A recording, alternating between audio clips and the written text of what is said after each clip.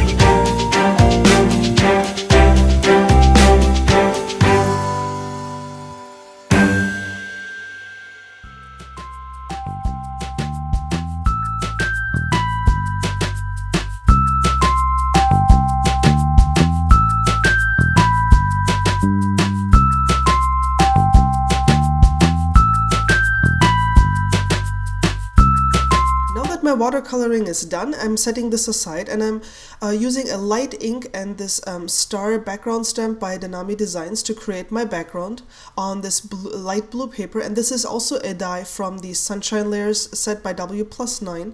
And somebody asked me on Instagram, how do I go from putting the die on the paper to actually getting the die cut piece? So I thought I would include this. This is my Big Shot. This is a die cutting machine. There are several different brands out there. And all you do is put it between two cutting plates, run it through the machine, and then you go from this to this. You've got your die cut piece, and this one even has a stitched inner border. Very, very pretty. And before I'm going to put everything together, I'm using basically the flat surface of my desk, because I haven't layered anything yet on my card, to quickly draw some strings. I know the set comes with a string for the balloon, but I just wanted to have these loopy, funny strings. And I'm using a marker that is a permanent marker from Stabilo. Any permanent marker would do. This one just has a very fine tip, and I'm drawing in the strings for the balloons. At first, I'm going to adhere the light blue piece to my card base, and I'm using my ATG gun here. It has a very strong adhesive, and it's very easy to use, so I'm putting lots of adhesive on this light blue piece, and that goes directly onto my card base.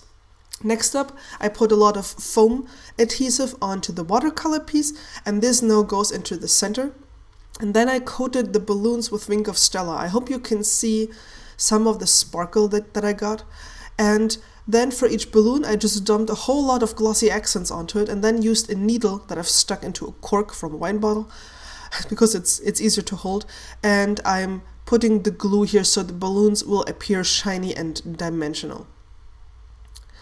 And then last but not least, I'm using the same pen again, and I'm extending the strings over all the layers. So it looks kind of funny, you know, it's like it looks really like the strings are going over all the layers. So this is the card for today. Really, really fun and easy, a little bit masculine because of the blue, but I hope you enjoyed it. If you liked it, please leave me a thumbs up, subscribe to my channel, and thank you so much for watching. Bye!